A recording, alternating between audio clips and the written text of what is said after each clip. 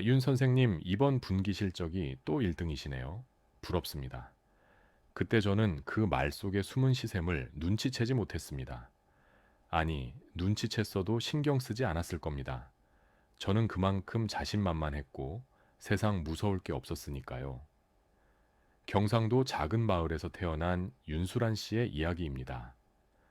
교대를 졸업하고 미술 학원 강사가 되었을 때만 해도 저는 그저 평범한 20대 여성이었습니다. 아이들에게 그림을 가르치고 월급을 받아 부모님께 용돈을 드리고 그렇게 소박하게 살아갈 줄 알았습니다. 하지만 인생은 예상과 달리 흘러갔습니다.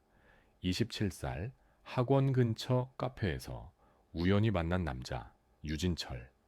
잘생긴 외모에 안정적인 직장까지 가진 그는 제 이상형 그 자체였습니다. 수란 씨, 웃는 모습이 참 예뻐요. 그의 고백을 받고 6개월 만에 우리는 결혼했습니다. 1년 후 세상에서 가장 예쁜 딸 리에리가 태어났습니다. 아기를 안고 신혼집 거실에 앉아있던 그날 저는 생각했습니다. 너무 행복해. 출산 후 복직한 저는 이전과 달랐습니다. 엄마가 되고 나니 더 책임감이 생겼고 일에 대한 열정도 2배가 되었습니다. 학부모 상담을 할 때도 수업 커리큘럼을 짤 때도 저는 누구보다 꼼꼼하고 완벽했습니다. 원장님이 제 책상 앞에 서서 말했습니다. 윤 선생님, 다음 달부터 신규 지점 2곳을 맡아주셨으면 합니다. 매니저로 승진입니다. 33. 저는 프랜차이즈 미술학원 여러 개를 관리하는 매니저가 되었습니다. 그때부터였을까요? 아침에 거울을 볼 때마다 조금씩 달라지는 제 모습이 느껴졌습니다. 예전엔 그저 깔끔한 옷차림이었다면 이젠 명품 재킷을 걸치고 가죽 핸드백을 들었습니다. 손목엔 반짝이는 시계가 채워졌고 발끝엔 하이힐 구두가 신겨졌습니다. 차도 바뀌었습니다.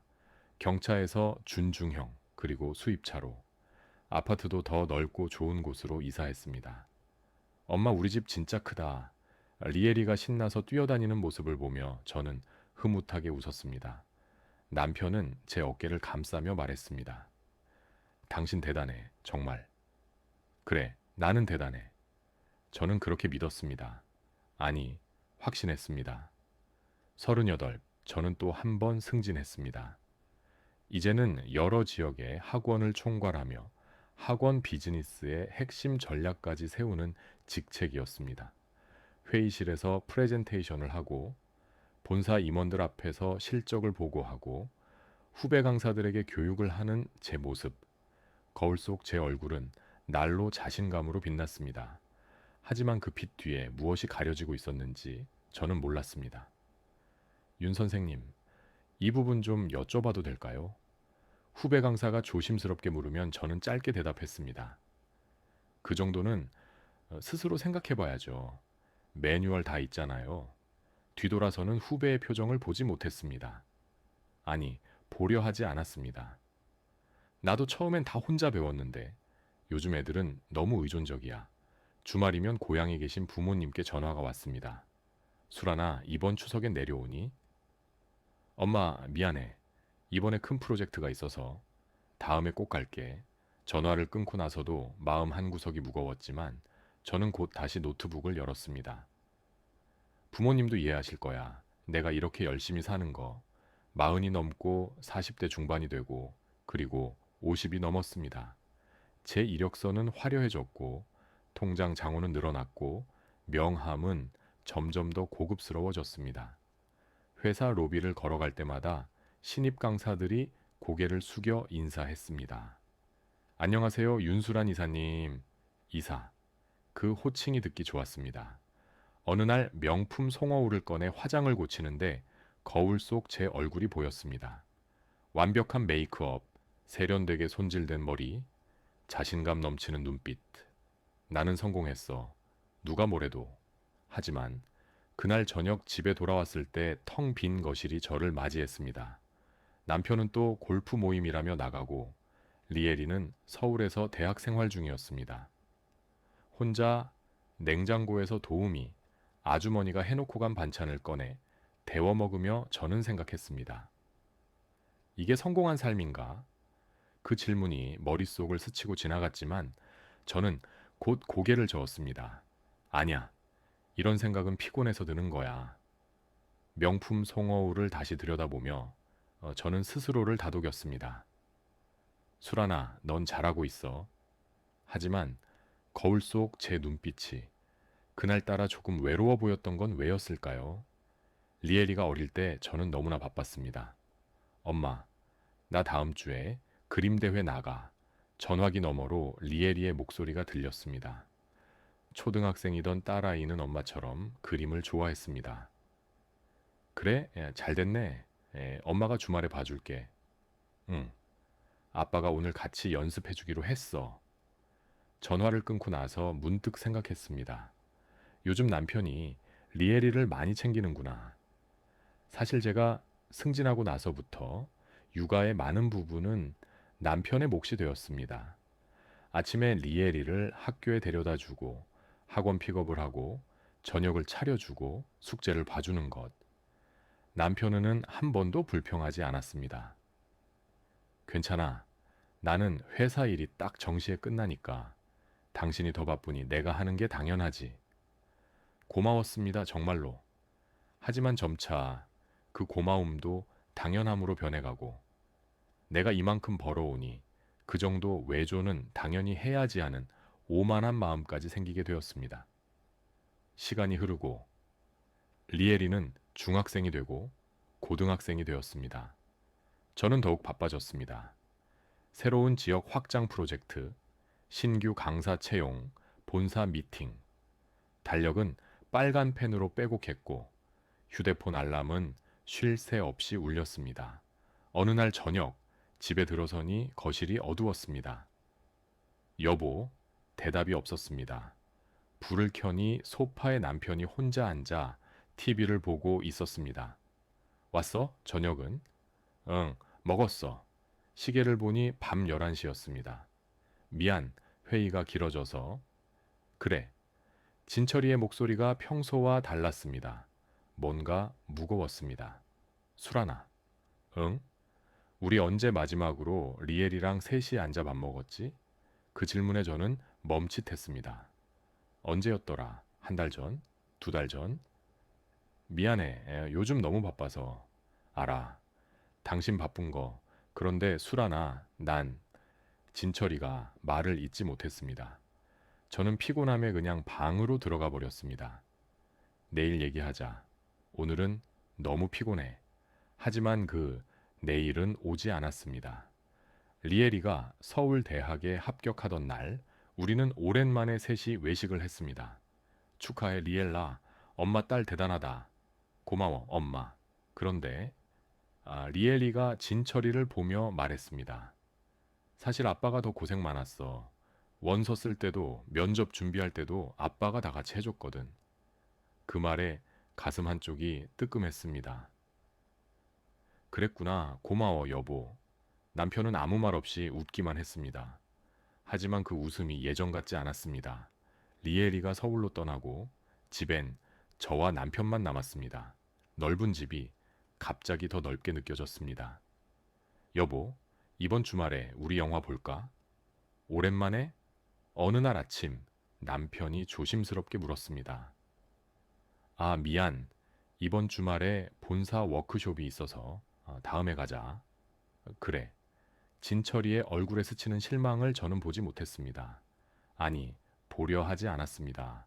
당연히 일이 우선이라고 생각했으니까요. 그 후로 남편은 혼자 골프를 치러 나가기 시작했습니다. 주말이면 등산 모임이라며 집을 나섰고 가끔은 친구들과 여행을 간다며 이틀씩 집을 비웠습니다. 여보, 또 나가?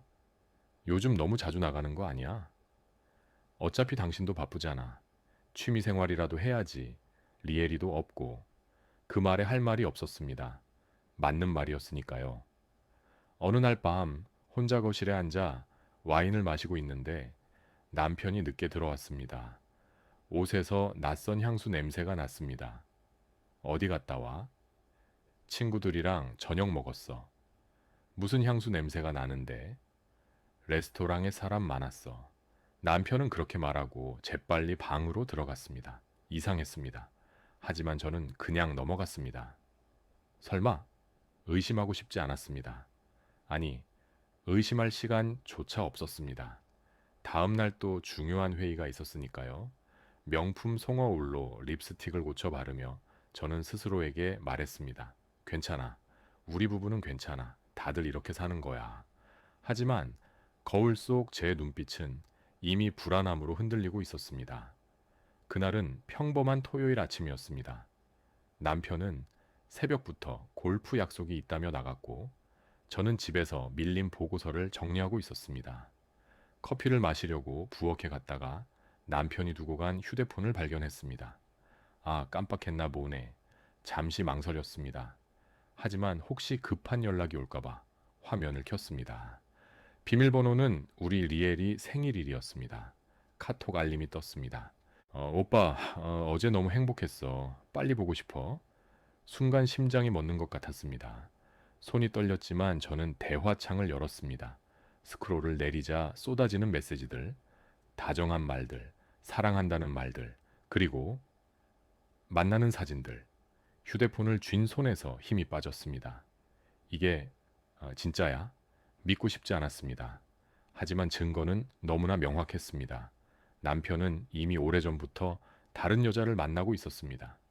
그날 밤 남편이 돌아왔을 때 저는 거실 소파에 앉아 기다리고 있었습니다. 집에 있었네? 왜 불도 안 켜고? 제 얼굴을 본 남편이 말을 멈췄습니다. 이게 뭐야? 저는 휴대폰을 그에게 내밀었습니다.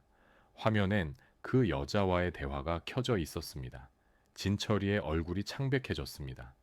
수라나, 이게 뭐냐고 제 목소리가 떨렸습니다. 분노인지 슬픔인지 배신감인지 알 수 없는 감정이 목을 조였습니다. 미안해. 미안해. 미안하다고. 도대체 언제부터였어? 1년 전부터. 1년, 1년이나. 왜? 대체 왜? 진철이가 고개를 들었습니다. 그의 눈엔 미안함보다 다른 감정이 더 많았습니다. 원망, 서운함. 당신은 일만 있지. 나는 없었어. 난 외로웠어. 외로웠다고? 난 외로울 새도 없이 가족을 위해서 일했어. 그런데 당신이 바람을 피워? 당신이 언제 날 신경이라도 썼어? 주말에도 저녁에도 항상 일이 우선이었잖아. 우리 마지막으로 대화다운 대화 해본 게 언제야? 그 말에 할 말이 막혔습니다. 나는 우리 가족을 위해 열심히 일한 건데 가족을 위해? 수라나 솔직해져. 당신은 당신을 위해 일한 거야. 성공하고 싶어서, 인정받고 싶어서. 우리는 그저 배경이었어. 그 말이 가슴에 비수처럼 꽂혔습니다. 이혼하자. 이렇게 사는 건 우리 둘 다 불행한 거야. 그래, 이혼해. 저는 차갑게 대답했습니다. 자존심이 허락하지 않았습니다. 애원할 수 없었습니다. 이혼 협의가 시작되었습니다. 재산 분할, 양육권, 모든 것을 냉정하게 계산했습니다. 리에리는 이미 성인이었고 스스로 선택할 수 있었습니다. 엄마 아빠 치마에 제발 싸우지 마. 전화기 너머로 리에리의 울먹이는 목소리가 들렸습니다. 리에라 미안해. 하지만 이건 엄마 아빠 문제야. 엄마, 넌 공부나 열심히 해. 엄마는 괜찮아. 괜찮을 리 없었습니다. 하지만 딸 앞에서 무너질 수 없었습니다. 한 달 후 충격적인 소식을 들었습니다. 수란 씨, 그 여자분이 임신했다고 합니다. 변호사의 말에 세상이 무너지는 것 같았습니다. 뭐라고요? 더 이상 듣고 싶지 않았습니다. 이혼 판결이 나기도 전에 남편은 짐을 싸서 집을 나갔습니다. 임신한 그 여자에게 자기가 필요하다며 수라나 마지막으로 할 말이 있어. 뭐? 우리가 이렇게 된 건 그래 내가 다른 사람을 만나서라고 생각하겠지. 하지만 이 모든 게 나만의 잘못은 아니야. 당신도 생각해봐. 문이 닫혔습니다. 텅 빈 거실에 혼자 남았습니다. 결혼식 때 찍은 사진이 벽에 걸려 있었습니다. 행복하게 웃고 있는 우리. 저 땐 정말 행복했는데 언제부터 이렇게 된 거지? 명품 송어울을 집어 들었습니다.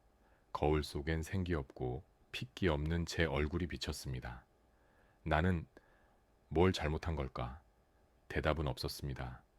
거울 속 제 얼굴만이 텅 빈 눈으로 저를 바라볼 뿐이었습니다. 이혼이 정리된 후 1년, 저는 더욱 일에 매달렸습니다. 집에 가면 정막만이 저를 기다리고 있었으니까요. 회사가 오히려 편했습니다. 여기선 제가 여전히 능력 있는 윤수란 이사였으니까요. 윤 이사님, 다음 주 프레젠테이션 자료 다 준비됐습니다. 네, 알았어요. 다음 것도 진행시켜요. 프로젝트를 하나 끝내면 또 다른 프로젝트를 맡았습니다. 쉴 틈을 주지 않았습니다. 쉬면 생각이 났으니까요. 남편과 그 여자가 아들을 낳았다는 소식, 딸 리에리의 전화가 점점 뜸해지는 것, 혼자 먹는 저녁들. 엄마, 나 이번 방학 때 인턴십 해야 해서 집에 못 갈 것 같아. 그래, 알았어. 열심히 해. 엄마 괜찮아? 목소리가 좀 괜찮아. 엄마는 늘 괜찮아. 전화를 끊고 나면 집은 더 고요했습니다. 그날 저녁도 그랬습니다. 집에 들어오며 사온 고급 초밥을 앞에 두고 식탁에 혼자 앉아 있었습니다. 창밖엔 비가 내리고 있었고 TV에선 의미 없는 프로그램이 흘러나왔습니다. 이게 내가 그렇게 열심히 살아온 종착역인가? 문득 그런 생각이 들었습니다. 화려한 커리어, 넓은 집, 통장에 쌓인 돈, 하지만 이 모든 걸 나눌 사람이 없었습니다. 그때였습니다. 머리가 갑자기 깨질 듯이 아팠습니다. 손으로 머리를 감싸쥐었지만 통증은 더 심해졌습니다. 식은땀이 흘렀고 시야가 흐려졌습니다. 머리가, 목소리가 제대로 나오지 않았습니다. 오른쪽 팔에서 힘이 빠졌습니다. 젓가락이 바닥에 떨어졌습니다. 이게 무슨... 몸이 한쪽으로 기울며 저는 바닥에 쓰러졌습니다. 차가운 마룻바닥이 뺨에 닿았습니다. 누가 도와줘. 하지만 아무도 없었습니다. 의식이 희미해졌습니다. 얼마나 지났을까요? 어머, 사모님. 파출부 아주머니의 비명소리가 집안에 가득 찼습니다. 119 팩토리얼, 빨리 119, 사이렌 소리, 사람들의 목소리, 움직이는 침대의 흔들림. 보호자분은 어디 계세요? 딸이 서울에 있대요. 연락했어요. 환자분 들리세요? 괜찮으세요? 저는 대답하고 싶었지만 입이 떨어지지 않았습니다. 병원 천장에 하얀 불빛이 스쳐 지나갔습니다.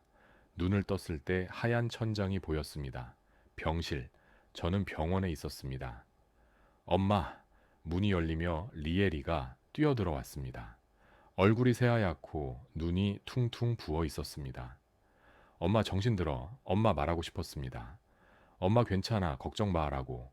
하지만 입에서 나온 건 알아들을 수 없는 소리뿐이었습니다. 으아? 엄마. 왜 그래 엄마? 리에리가 울먹였습니다. 의사가 들어왔습니다. 환자분은 급성 뇌출혈로 쓰러지셨습니다. 오른쪽 뇌의 상당 부분이 손상되어 오른쪽 신체 마비와 언어 장애가 왔습니다. 그럼 엄마가 재활 치료를 하면 조금은 나아질 수 있습니다. 하지만 완전한 회복은 어려울 것 같습니다. 그 말을 듣는 리에리의 얼굴이 무너졌습니다. 엄마. 리에리가 제 손을 꼭 잡았습니다. 하지만 저는 그 따뜻함조차 제대로 느낄 수 없었습니다. 오른쪽 몸 전체가 남의 몸 같았습니다. 이게 내가 거울을 보고 싶었습니다. 하지만 두려웠습니다. 리에리는 일주일 동안 병원에 머물렀습니다. 하지만 그 아이도 자기 인생이 있었습니다. 엄마 미안해. 나 박사과정 중간 발표가 다음 주인데 너무 중요한 거라서. 리에리가 눈물을 글썽이며 말했습니다. 응. 제가 할 수 있는 건 그것뿐이었습니다. 엄마 빨리 나. 꼭. 내가 방학 때 다시 올게. 약속해. 리에리가 저를 한번 꼭 안아주고 돌아섰습니다. 문 밖으로 나가는 딸의 뒷모습이 흐려졌습니다. 눈물 때문인지 시야가 흐려진 건지 알 수 없었습니다. 며칠 후 사회복지사가 왔습니다. 환자분, 혼자 생활하시기 어려우실 것 같은데 요양시설을 알아보시거나 가족분께. 선택지가 많지 않았습니다. 결국 저는 고향으로 내려가기로 했습니다. 여든이 넘은 부모님께 구급차에 실려 고향 마을로 향하는 내내 저는 창밖을 바라보았습니다. 서울에서 멀어질수록 빌딩이 사라지고 산이 보이기 시작했습니다. 이렇게 끝나는 건가? 화려했던 제 인생이 이렇게 무너지는 건가요? 명품 핸드백도 고급 승용차도 높은 직책도 이제 아무 의미가 없었습니다. 제 손에 남은 건 오직 명품 송어울 하나. 하지만 그 거울을 들 힘조차 남아있지 않았습니다. 고향집 안방은 예전 그대로였습니다. 낡은 장롱, 오래된 이불, 창문 너머로 보이는 텃밭. 어릴 적 저는 이곳에서 자랐습니다. 그리고 화려한 세상으로 나가 다시는 돌아오지 않으리라 다짐했던 곳. 하지만 저는 다시 여기 있었습니다. 휠체어에 앉아 오른쪽 몸을 가누지 못한 채. 수라나, 아침 먹어야지. 어머니 박금례가 죽 한 그릇을 들고 들어오셨습니다. 여든이 넘은 어머니의 손은 떨렸지만 그 손으로 숟가락을 떠서 제 입에 가져다 대셨습니다. 아, 그래, 잘한다. 어머니는 한 숟가락씩 천천히 떠먹이셨습니다.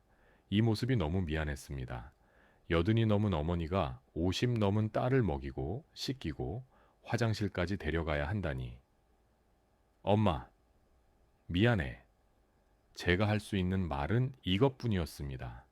그나마도 발음이 제대로 되지 않아 엄마, 미아예 이렇게 들렸을 겁니다. 미안하긴 엄마가 너 키울 때도 이랬어. 그때 생각하면 이런 거 아무것도 아니야. 어머니는 그렇게 말씀하시며 웃으셨지만 그 웃음 뒤의 피로를 저는 보았습니다. 낮에는 휠체어에 앉아 마당을 바라보는 게 전부였습니다. 아버지 윤태섭은 아침마다 저를 마당으로 데려다 주셨어요. 수라나 햇볕 좀 쬐어야 해. 아버지, 고마워요. 고맙긴 아버지가 딸 돌보는 게 당연하지. 아버지는 그렇게 말씀하시고 텃밭으로 가셨어요. 여든이 넘은 나이에도 호미를 들고 땅을 일구시는 아버지의 뒷모습이 보였습니다. 마당 한쪽에 놓인 제 짐들이 눈에 들어왔습니다. 명품 옷들이 담긴 여행 가방, 고급 핸드백들, 그리고 회사 서류 가방. 문득 그것들이 왜 그렇게 거추장스럽게 보였을까요? 제가 있는 부모님의 집과 푸르른 텃밭과 너무 어울리지 않았습니다. 왠지 그 비싼 물건들이 창피하게 느껴질 정도로요. 내가 저걸 위해 그렇게 악착같이 살았던 건가? 그날 오후 이웃 최정자 할머니가 찾아오셨습니다. 수라나 나야, 정자 할매. 할머니는 손에 떡 한 봉지를 들고 계셨습니다. 으, 인사를 하고 싶었지만 입이 제대로 떨어지지 않았습니다. 괜찮아, 괜찮아. 천천히 해. 할머니는 제 옆에 앉으셨습니다. 수라나 사실 너 잘 나갔을 때 한 번 마음 상한 적 있다. 길에서 마주쳤는데 네가 못 본 척 하더라고. 그때 참 섭섭했어. 할머니의 솔직한 말에 가슴이 찔렸습니다. 미안해. 아이고, 됐어. 그런데 말이다. 네가 이렇게 되니까 보니까 내 마음이 아프더라. 사람 마음이 참 묘하지.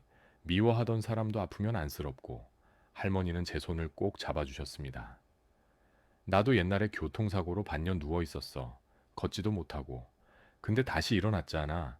수라나, 너도 젊으니까 금방 나아질 거야. 할머니의 말에 눈물이 났습니다. 나는 사람들한테 얼마나 냉정했을까.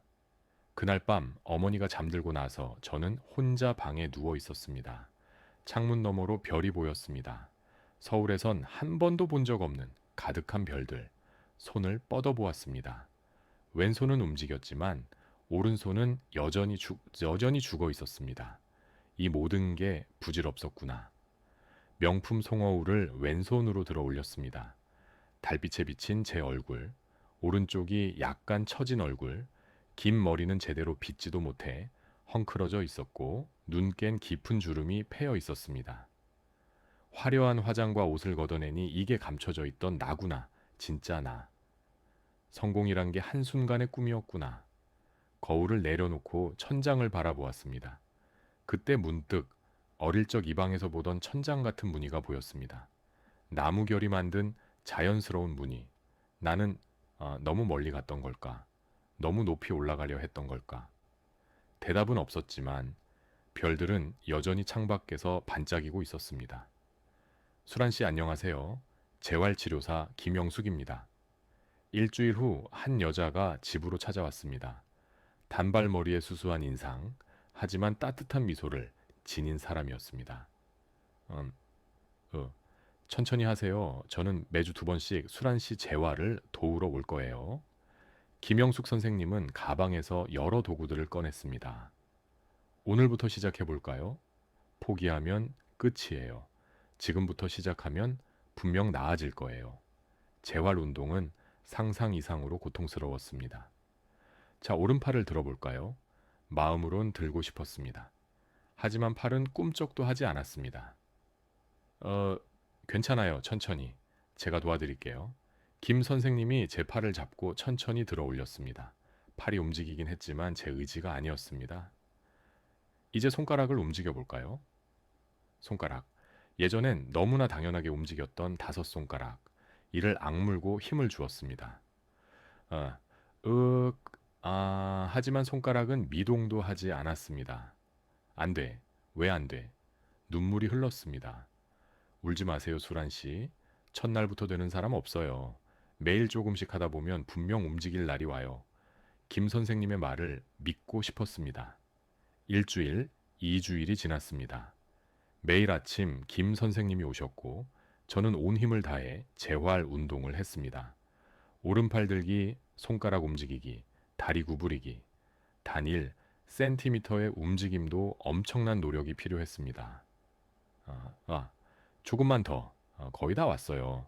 땀이 비 오듯 흘렀고 온몸이 후들거렸습니다. 그리고 한 달째 되던 날. 자, 오늘도 손가락 운동 해볼까요? 늘 하던 대로 손가락에 힘을 주었습니다. 그때 엄지손가락이 미세하게 움직였습니다. 김 선생님도 놀라셨습니다. 지금 움직였어요. 수란 씨 다시 한번 해보세요. 다시 힘을 주었습니다. 엄지손가락이 또 움직였습니다. 아주 조금, 정말 조금. 하지만 분명히 움직였습니다. 어, 눈물이 쏟아졌습니다.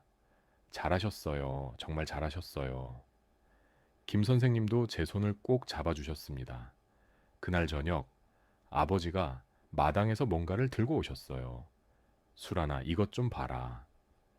작은 들꽃 한 송이였습니다. 보라색 작은 꽃. 이게 텃밭 한쪽에 피었더라고.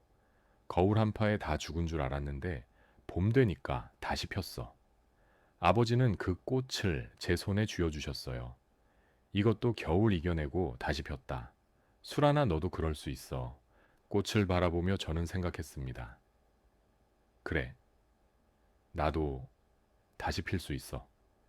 그날 밤 혼자 방에서 거울을 들여다보았습니다. 예전만큼 완벽하지 않은 얼굴, 하지만 그 얼굴엔 이제 다른 빛이 있었습니다. 나는 당연한 것들을 너무 당연하게 여겼구나. 걷는 것, 말하는 것, 밥 먹는 것, 손가락 하나 움직이는 것. 모든 게 기적이었습니다. 그리고 깨달았습니다. 저는 그 기적들을 가졌을 때 그것들에 감사하지 않았습니다.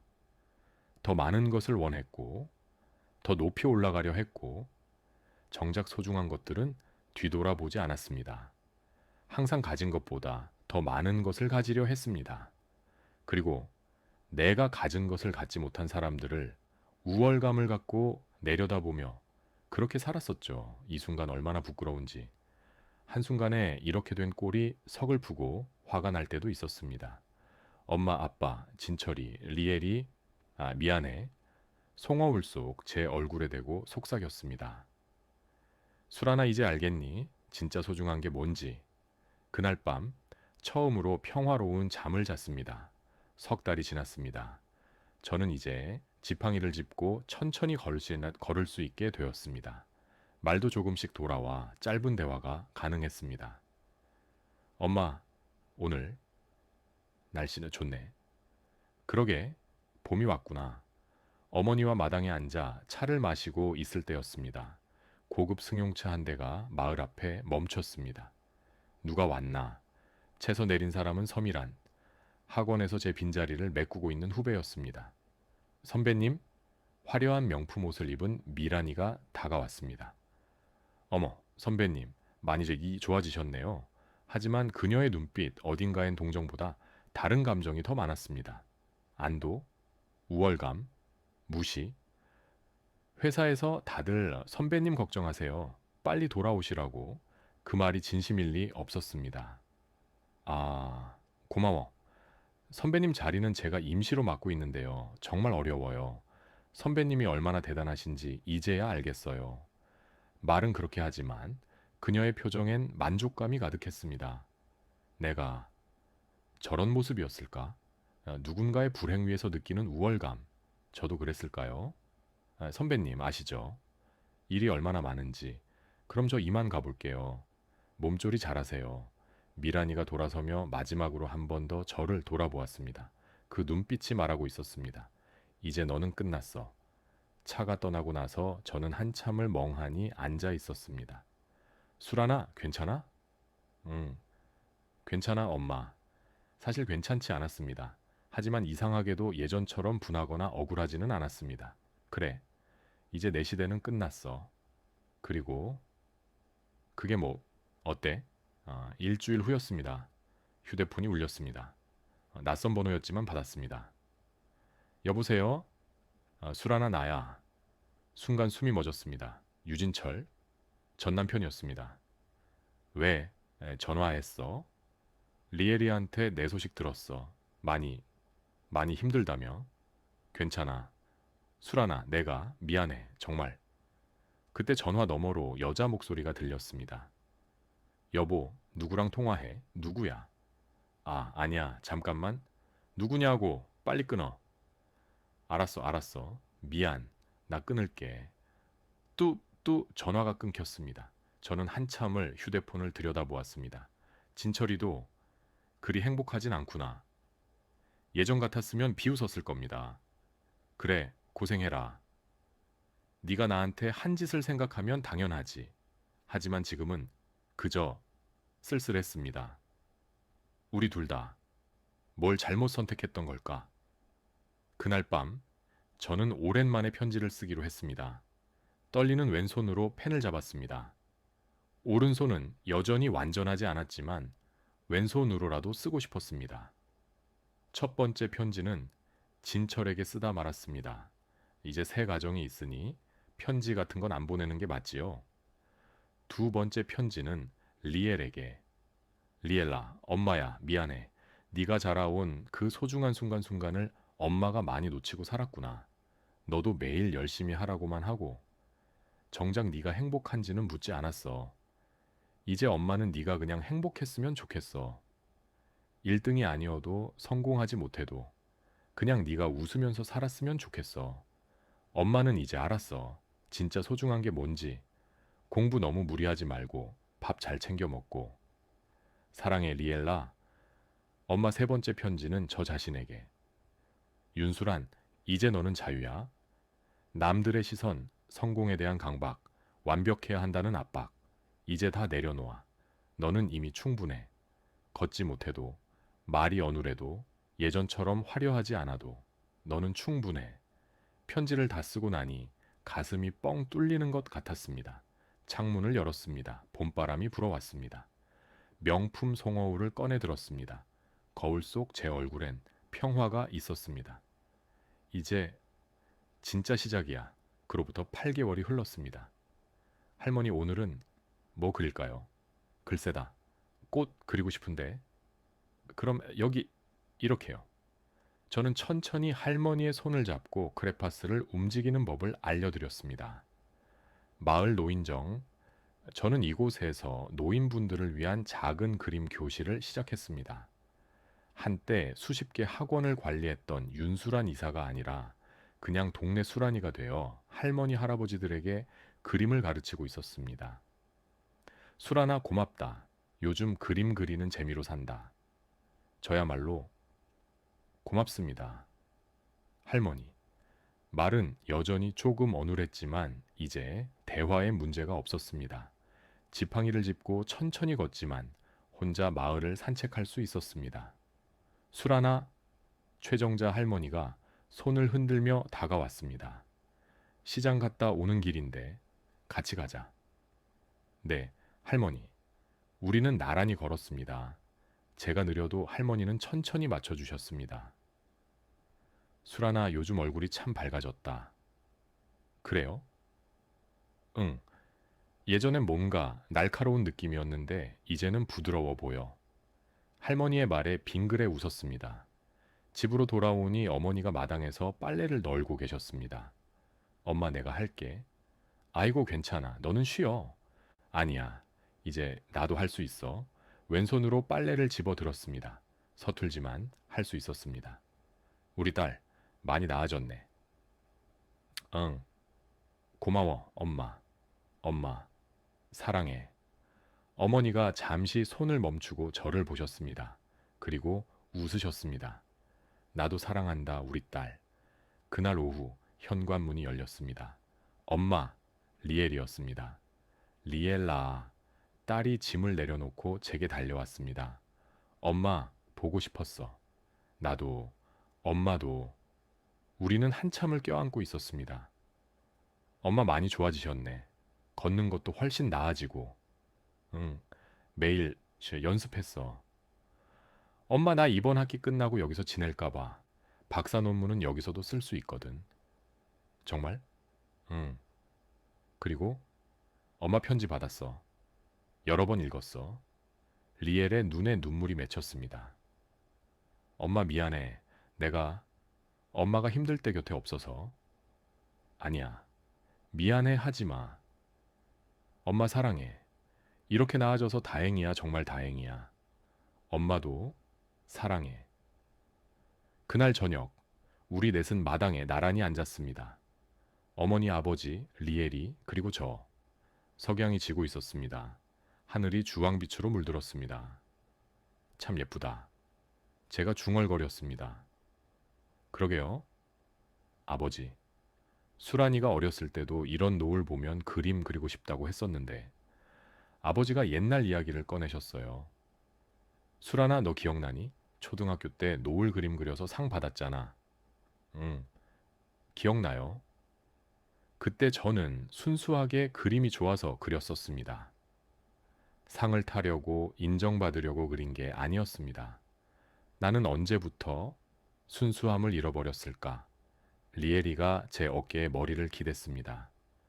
리엘라, 응, 엄마, 엄마, 이제야 진짜 행복이 뭔지 알 것 같아.